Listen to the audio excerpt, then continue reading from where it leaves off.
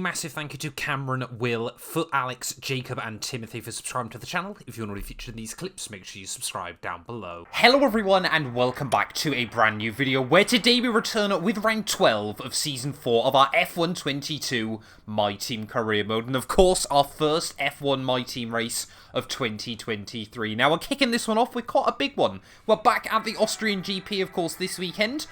Of course, that is a sprint race, so as you know, we confirmed in Imola, we're going to be doing the sprint races and the main events all in one video. It has also meant that because of the way the Haas RTG and this have overlapped, we're going to be doing two big videos this week, so I guess there's more content for you all to enjoy as well. But just quickly, of course, I want to say a massive thank you to all of you for the insane support in 2022, you know.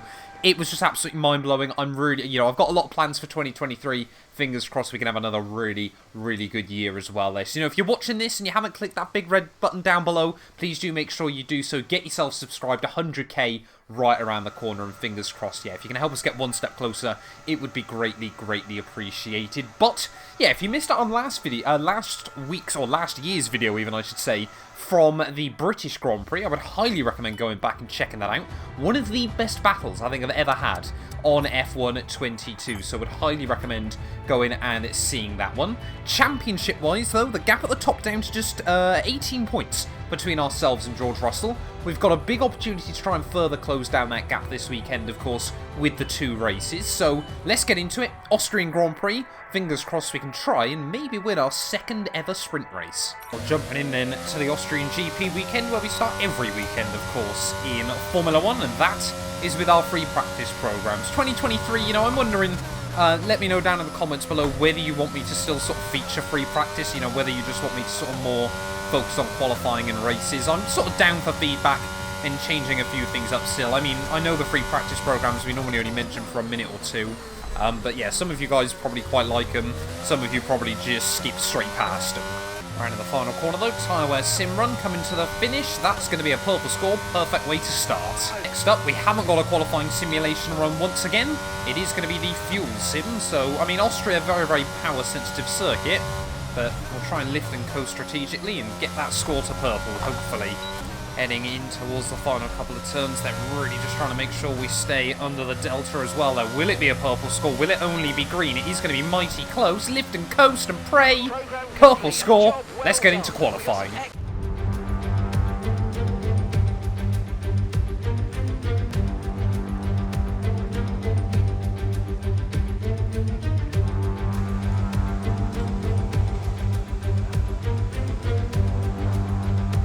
Right, well, immediately then chucking ourselves into a very, very soggy Q3 here from Austria. Pace has been a little bit all over the place so far this session, but we have made it through fairly comfortably into the final knockout group.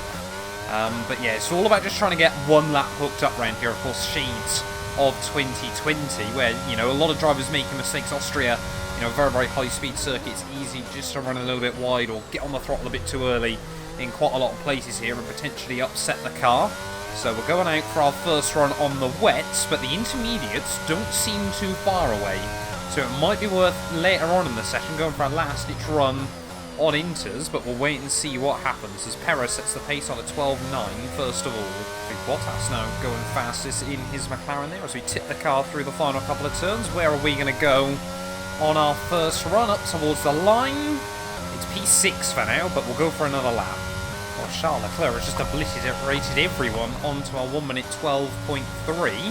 Hoping though, if we can just keep it clean and tidy through these final couple of turns, we're going to be able to join him on the front row there. Big slide out of the final turn, but up towards the line. There we go, up into P3 there. George Russell in P2. We're still seeing a lot of heavy rain though. 7 minutes left on the clock. Do I gamble it on a set of inters for our final run? Well, there is still very much a dry line on this Austrian Grand Prix circuit, so we're going to risk it on a set of inters here right at the end of qualifying. I mean, it doesn't really matter. I don't think the track conditions are going to improve by a lot, so we might not get jumped by many AI if this doesn't go well, but I think, we've kind of got to risk it here. We've got enough time to do 2 laps. But if the first lap's down, then we might be in a world of hurt. It's heading out of turn 1. Look at that immediately, a 10th found. So we'll get some cheeky slipstream as well from Valtteri Bottas. This might not be such a bad idea. Head down now into Sector 3. This has actually been a fantastic call so far on this run, as long as I don't do anything stupid. We're 7/10 up, and I don't think anyone else has thought about coming out on the intermediates here, so this might be the perfect end to qualifying from the Austrian Grand Prix, as rounding through the final corner there. A little bit of a wobble, but up towards the line. That's going to be pole position provisionally, but we've got one more chance to try and go even faster.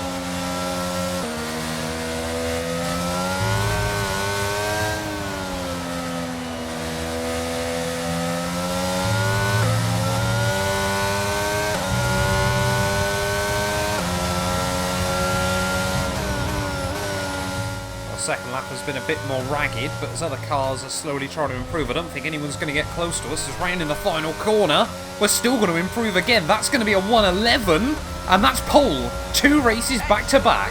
Very pleased with that.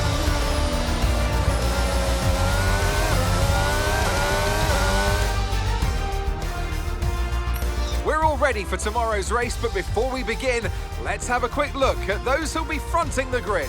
Mr. Monaco, Leclerc and Lando Norris. Goodbye for now then, but really we're just getting started. Make sure to join us again for Lights Out tomorrow.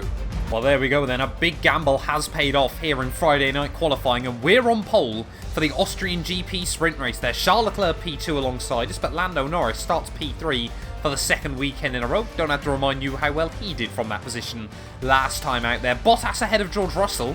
What on earth has happened to Mr. Saturday in recent weeks there, with Perez, Gasly, Ricciardo, Zhou Guanyu and Esteban Ocon rounding out the top 10. But let's get into it though. Austrian GP sprint race time. Can we get our second sprint win?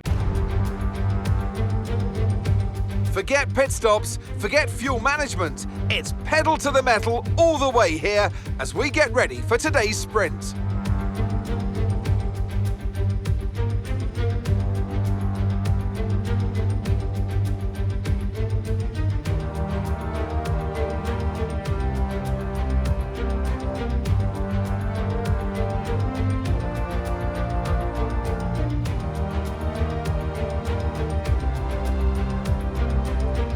Let's run you through the driver grid order for today's exciting sprint.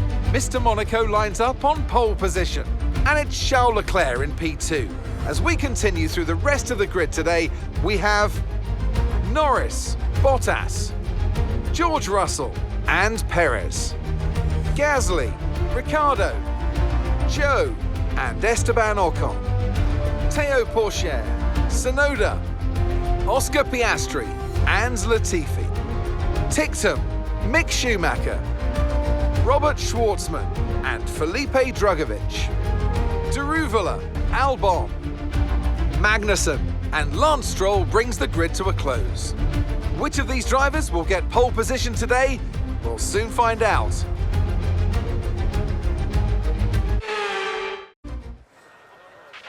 After the points finished last race, let's aim to keep that momentum going. Right, well here we are then, on the grid, ready for the sprint race here from Austria. Oh, it's a gamble, but I think we need the soft compound tyres there to give ourselves the best chance on the start. Might be slightly slower than the mediums, but honestly tyre life this season has been so good anyway, I don't think we really need to worry too much there. Going to bring down the front wing by 1 extra click as well, and you know, we can make adjustments again tomorrow if needs be. But yeah, we've got Charles Leclerc alongside us, Lando Norris just behind. We are the only car on softs, so fingers crossed we can get a good launch and try just to run away before the DRS is enabled. That's the goal today, and then hopefully have the calmest sprint race in the world. I'm just actually counting back in my head. It's actually been a very, very long time since we last won a race in this My Team series. Of course, if I'm thinking back, must have been Imola, just round 5 of the campaign there. So we've had quite a winless drought recently, but we have been mighty consistent still on occasion. Fingers crossed that is going to come to an end today. So we ran through the final couple of corners, though. Yeah, of course, sprint wins don't really count, but if we can still take points out of George, that will be ideal. He's trying to work some heat into the rear tyres. Do need to be a bit careful, though, on the softs, of course, because, you know, they are still going to be running quite low towards the end. But it was a gamble that paid off at Imola. Okay, that's not an ideal Maybe it can be a gamble that pays off today in Austria as well. They're not giving myself the best fighting chance. Though Charles Leclerc's going to have half the car alongside me as we get ready to start the Austrian GP sprint race there. Waiting on the Aston Martins at the rear of the field. K-Mag and Stroll did not have a good qualifying session last night, but let's see what we can do then. Waiting on the 5 red lights here in Austria. Lights out. No, I've got the clutch glitch. Why? Well, you guys know me. If I use rewinds, I do always showcase it to you. But 5 red lights, round 2. And it's lights out. And away we go. And, oh, that's probably an even worse start than one we got when we didn't go anywhere. As Charles Leclerc, Valtteri Bottas to the inside at turn 1 there. Lando Norris trying it. But we'll defend from our fellow Brit there as George Russell will be able to try and get the run off the corner. And we're going to come straight back at Valtteri as we head up the hill. Like I said, the goal today is to try and break free from the DRS early on here, but Charles Leclerc might be the one who's able to do that, as storming up the inside of our old title rival in the McLaren there. As Lando Norris looks like he's got the move back done on George Russell as they're going to fight side by side down the hill. We know how good Lando Norris has been around this venue in years gone by, but yellow flags were momentarily out. I think that was just for some concertinaing up down at turn 3, but we cannot let Charles Leclerc run away here. Of course, won the real-life Austrian Grand Prix this year. Didn't win the sprint, though. Of course, that one was actually taken by Max Verstappen. That was a weird weekend, the Austrian Grand Prix, but heading down in towards the final couple of turns, we know how quick this car is. But, you know, Ferrari still waiting for their first win of the season, of course. Charles Leclerc has been mighty consistent there to be running in quite a comfortable P3 in the championship, but Ferrari want to return to winning ways as they look to try and give their Monaco driver his second world title, as I look to not hit the wall on the exit of turn 1. That got quite scary. Let's look at that coming to the end of lap 2. We are still going to be within the range then of Charles Leclerc, new fastest lap of the day, as Bottas now sat pretty much at 1 second exactly. I love how after over 80 episodes, Mark's still telling me how to use the DRS or how it works, but Russell now P4. He's going to be trying to apply pressure to the flying fin. I need to try and apply pressure to Charles Leclerc, get round him, and hopefully get our second sprint win of the year. Got another new fast lap of the day as we continue to apply more pressure to Charles. Are we going to be able to get a run up out of turn 1 there? Of course, we put a fresh power unit in the back of the car last weekend at Silverstone, so we're still getting plenty of ponies as we head up the hill. Charles Leclerc is going to try and give me a big old squeeze. Will he be able to defend on the apex? He's actually going to give me some room on the outside there, so we'll get the DRS again off the top of the hill. But will Charles Leclerc now again on the inside be able to defend from us, or will we be able to go late on the brakes down around the outside? No. Charles Leclerc making that very clear immediately, no matter where I was braking, he was going to try and brake later as well. That got a bit close. Charles Leclerc just once again slamming the door. All this battling is allowing Bottas just to get a little bit closer once more in towards turn 1. Charles Leclerc that time around forced defensive, but neither of us get the run off of the first corner here. Are we now going to be able to storm to the outside as we head up the hill? This time around we've got a lot more momentum, and we will inherit the lead of the Austrian Grand Prix. There's a little bit of front locking at the top of the hill, but can we put the power down and break out of the DRS range? Now we've really got to try and push still. Because, yeah, Charles Leclerc now will have the DRS, so I've got to be quick but careful, as that was way too early on the brakes there, using my wet braking lines for whatever reason. Just realised as well I got that stat wrong on the formation lap. We did, of course, win the Miami Grand Prix one weekend after Imola, but that was definitely the last time we won a race in this series. We've had a lot of bad luck since then, of course. Spain had my Xbox crash. Monaco, we had the Esteban Ocon, of course, blocking me all day long. Felipe Drugovich out of this race. Baku, of course, we had the engine failure. And then, yeah, Canada as well, changeable conditions. That was a fun race to do.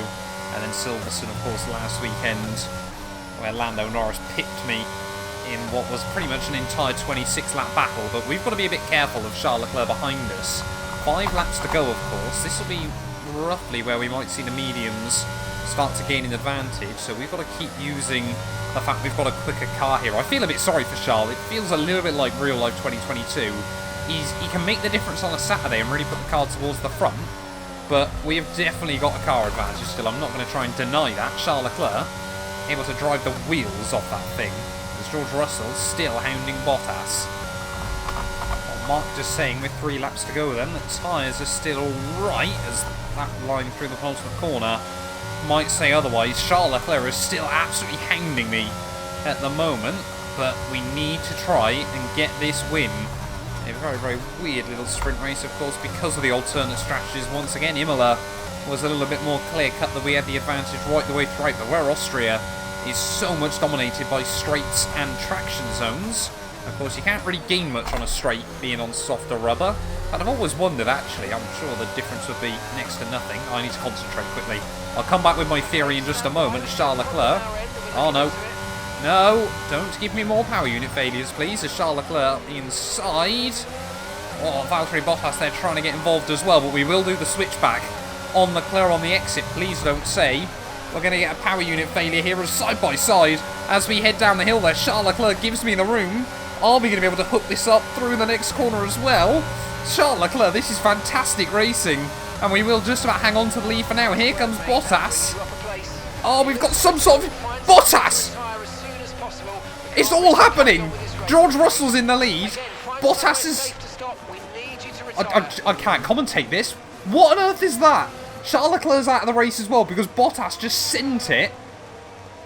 I don't know what to say. I genuinely don't know what to say.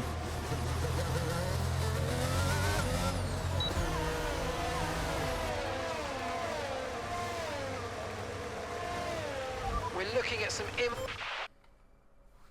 I'm genuinely so confused as to what happened there. Charles Leclerc and I having a mega battle for the race lead. Bottas launches it up the inside over the curbing through the final couple of corners there. Takes Leclerc... Well, I have a gearbox failure. Take Leclerc out of the Grand Prix. And both of us are out. Bottas has got issues. Russell suddenly is in the lead of the race out of nowhere.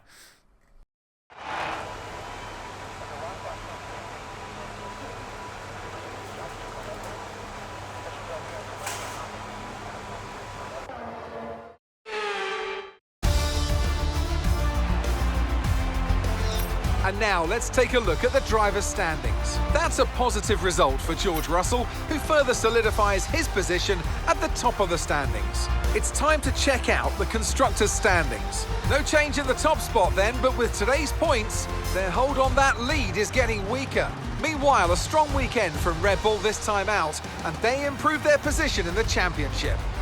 Well, that wraps up the sprint. All that remains is the main event. We'll be live and uninterrupted for the Grand Prix tomorrow, so make sure you join us then.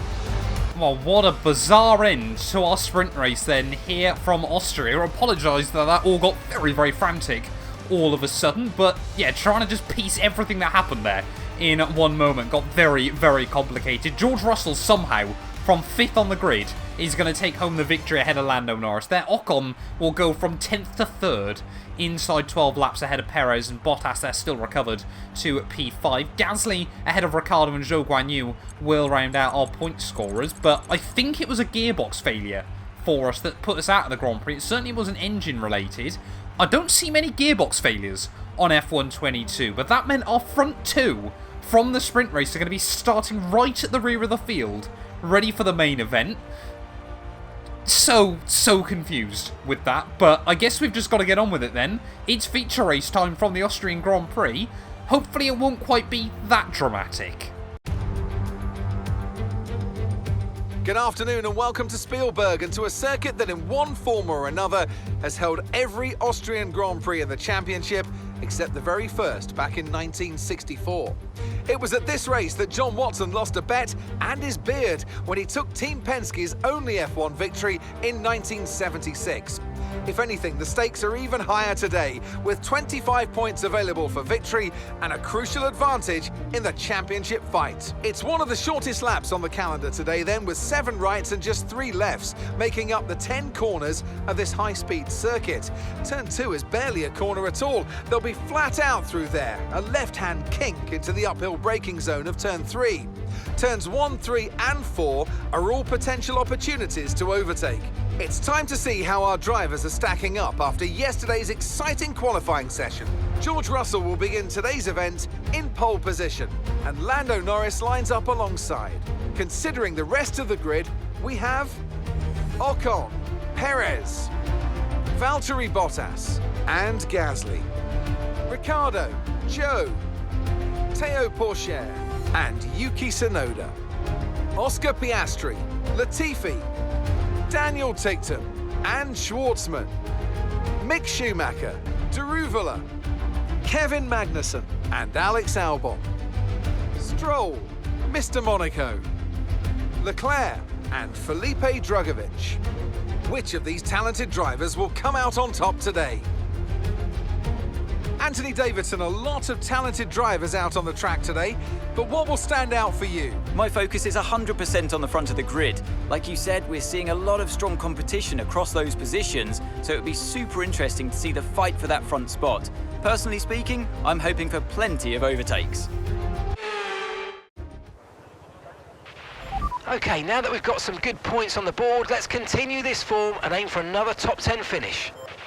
Right, well, after whatever that was in the sprint race, we're back again for 36 more laps of the Austrian Grand Prix, and I've just realised there was nowhere to change my gearbox before we jump into this. So, are we set to just have an immediate gearbox failure in the Austrian Grand Prix? I don't quite know.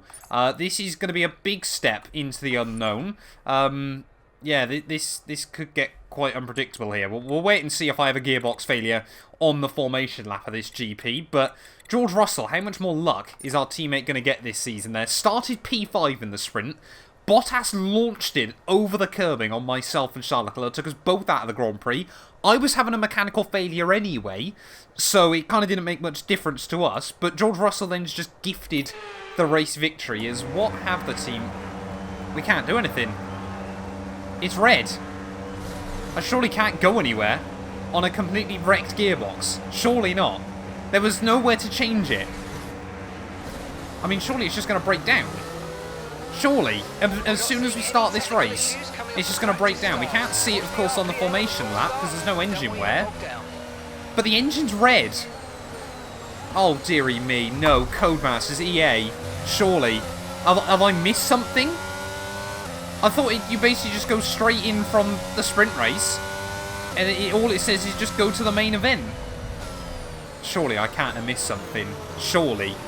I mean, is it just going to fail? I genuinely have got no idea what is about to happen as we start this My Team race from the Austrian GP. A gearbox failure yesterday. The engine is showing up red, which is never a good sign on F1 22. Are we about to have our race ruined before it's even began? Even more potential good luck for George Russell. Like I said, I genuinely didn't see anywhere for us to change it. Surely it's just going to fail immediately. Surely. 5 red lights here in Austria. And it's lights out, and away we go. Charles Leclerc immediately is going to jump me off the launch. Oh no. We've got to watch out for jammed and missed gears. What is it saying? 80% gearbox wear, so we're not actually out of it. Are we missing a gear? Doesn't look like we're missing a gear either. This is so confusing on F1 22. As we'll just try and, well, we'll have a look at the inside of Charlotte, top of the hill there. Plenty of Constantina and up. Come on, Kevin Magnussen. Let's go around the outside. Well, no, we won't. Charles Leclerc there. Still trying to defend. What am I meant to do? So, it hasn't actually gone yet then, apparently. It was... I don't know why you retired the car yesterday then. But if it gets to 100, then we're definitely out of it. But I guess we've kind of just got to get on with it and see what happens. I don't really know sort of how we can avoid much gearbox, where we have to use, obviously, different gears to make corners and things like that. But this is so weird. I genuinely am lost for words on F1 22 right now. This has become so confusing, but I guess we've just got to get on with it. I mean, we might just be doing an Austrian Grand Prix, waiting for a gearbox failure to happen at some point. I don't know what's going on, but let's see if we can try and get a move out of turn 1 on Felipe Drugovich. I guess we've got to try and work with Charles Leclerc as best as possible there, as we're getting a nice run out of turn 1. Try and pull to the inside of Felipe there as we head up the hill. You can see Charles Leclerc, Kevin Magnussen both duking it out as well. Let's look at the top speed of that Haskell right around the outside as we get up towards the top of the hill. Kevin Magnussen trying to defend from Charles Leclerc in front of him, but that will be for pretty much no value there, as Leclerc now going to go defensive on the Dane as we head down the hill. Charles Leclerc really getting his elbows out early on in this GP. That might leave K-Mag vulnerable off the corner, and can we try and pull a move past the Aston Martin? Try and hook it up around the outside through the next turn. Yes, we will. P20 once more. We've lost one of the gears. The transmission Oh no. is significantly damaged. We're down a gear, I'm afraid. Which gear have we lost then? Oh, it's one of the low ones. Don't know whether it's first or second, but hopefully we're not going to have to find out. But yeah, I'm going to guess we're just going to keep missing gears today then. I wonder if you can refine them and lose different ones. I don't really know. This is a complete step into the unknown. We've looked at the gearbox issue, but I'm afraid there's nothing we can do. Try and drive around it. We'll just have to hope for the best. Remember, you've got a lot of torque in these power units, so you should be able to stay in high gears for a lot of the lap. Yeah, that's fine. We can work with that, but this is yeah, so bizarre on F122. Lance Stroll now losing the place to Charles Leclerc in towards turn 1. Oh, contact between them. And again, I'm just kind of left with nowhere to go off of the turn, but we'll get past Leclerc. We might be able to get past our second Aston Martin of the day as well as we head up in towards turn 2. Charles Leclerc having a look up the inside. We'll just run it right to the curb, and it's second gear that I've lost. So we can certainly drive around that for most of the lap. We've just got to be careful through turn 1. As here comes turn 2. Here goes Charles though up the inside. And we'll say, oi! That's where you've got to be careful. But we will get back underneath him on the exit. Battling just like we did yesterday in the sprint race. But around the outside once more we'll go as we head down the hill. So we've lost second. That's not too bad. So if we lose like 5th or 6th or something like that, then we're in a world of hurt. Or 8th. I've got to monitor that gearbox wear as well, of course, because if it does get to 100, then it is GG's no matter what's going on. Hadn't really even thought about the battle with George Russell, of course. The gap at the top of the championship must have opened up now to 27 points, as we'll put alongside Alex Albon at turn 1. Like I said, just got to be really careful through turn, technically it's turn 3 and turn 4, that we're just leaving the car in 3rd gear. It's actually probably quite good training. You guys always moan at me that I need to use high gears on F122, so I guess Codemasters decided I need to learn that as well. But yeah, I mean, if we can score a top 10, it's kind of weird. I'm trying not to think about hypothetically where we finish, because I'm not even sure we're going to today, but it is a case of damage limitation. George Russell could easily leave Spielberg with a 50-point lead, and in 10 races left to go of the year, that's not going to be easy to counteract. So we'll get a nice run off of the S's on Mike Schumacher. Around the outside in towards the final couple of turns. Is the Williams man going to try and hook it up? Going to try and keep the car there, but we'll sweep around the outside, and that's another place gained. Next up, we got the Alfa Romeo with Schwartzman. Kind of nice actually seeing some of these back market cars.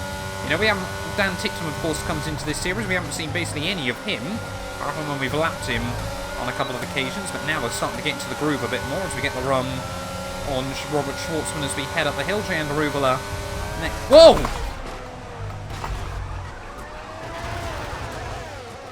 What was that?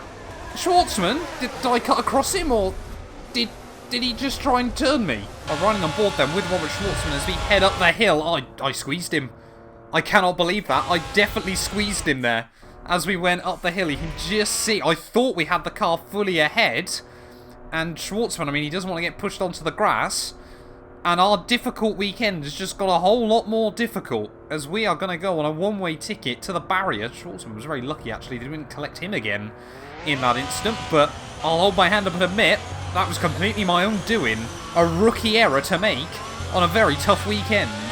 I cannot believe how badly this race is going. New strategy available on the MFD. We'll have to just try and go hards to the end of the GP, but this just goes from bad to worse. Oh, we've regained second gear, though, at least. Hopefully that doesn't mean we're going to lose a different one anytime soon, but... Oh, this is so tough. I keep forgetting I've got no front wing. I wonder why we had catastrophic understeer then. I don't know what to say. So the pit lane will come then at the end of lap 7. I mean, really now we're waiting for a safety car. That's going to be the only way we really, truly get back in to this GP, but... I mean, Austria, you can get quite a bit of chaos and carnage around this venue, so I'm not going to say it's completely over. If you guys watch our F2 series, you remember we've got a lifeline there around this circuit. But yeah, George Russell leading the way, still battling with Lando Norris. New front wing on the car. Looks like a nice stop time. We're happy with that one. That was our what? last stop. No more scheduled pit stops. I didn't even have control then. Sorry? Let's watch that again quickly. I've never seen this on F1 22. Right, what's this? Heading out of pit lane. Haven't gained control yet. He's just turned at the wall. That surely has got to be a bug. The AI has just tried to crash me out of this Grand Prix in the pit lane. I've never seen that in my life. I mean, now we have got a safety car, but what was that? Right, we've got to stay ahead of George. We're not going to stay ahead of George, are we? Come on. We're going to be a lap down in this Grand Prix. I'm genuinely lost for words. Seriously, if we can't unlap George, under the safety car, we may as well call this race quits. What on earth is that? The AI is just, I mean, clearly EA have gone, yeah, you're not finishing this race, Matt, and they're going to do anything within their power to make sure it happens, as we've got a 4-stop because we've got no more hard compound tyres. I just want to change the wing, to be honest. I can't just change the wing, though, can I? Can we stay on these hards? No, apparently not. This is the race from hell. And what we're going to have to do is just pit twice again now. Go onto the softs for 1 lap. And then go back over onto this same set of hard tyres. But if it does that again on pit exit, I think we've just got to call it quits, surely. Before this game does something even more bizarre. I've never seen that in my life. On F1 22. I've never sort of seen that as a bug. I've never known that to be an issue for anyone else. Let me know down in the comments below if you've seen that before. But another front wing then going onto the car. Why not, eh? And is the AI this time round going to get me out of the pit lane? Let's hold our breath. Okay, are you okay? That was a big one. Confirm you're okay, please. What? Right, let's watch that again then. Cody's, that surely has got to be quite a major oversight. We do not have control of the car in the pit lane, of course, until we get over that white line.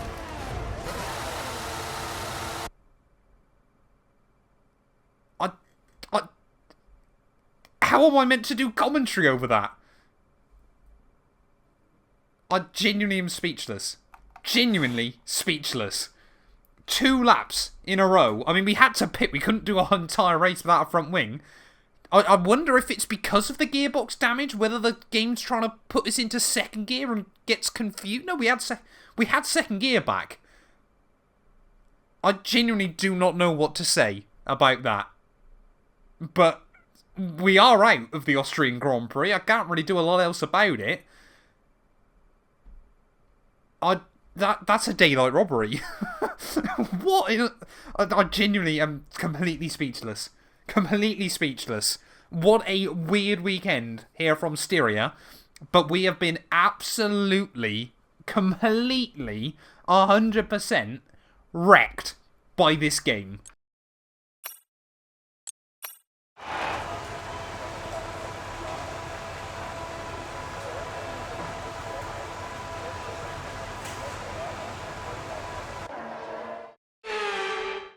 And with that, we wrap up yet another incredible Grand Prix weekend. Anthony Davidson, how do you think they were able to set themselves apart today? Well, time management probably played quite a large role in the outcome of this one. As ever, it's not just about speed, it's all about maintaining that speed consistently over a stint, over a race distance. So being able to keep up the lap times while still being smooth on the controls and gentle on the tyres, that's really where the race was won today.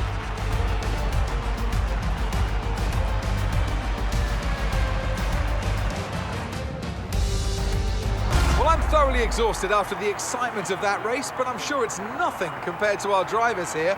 They've worked hard to make it up there, and it's great to see them make their way onto the podium now.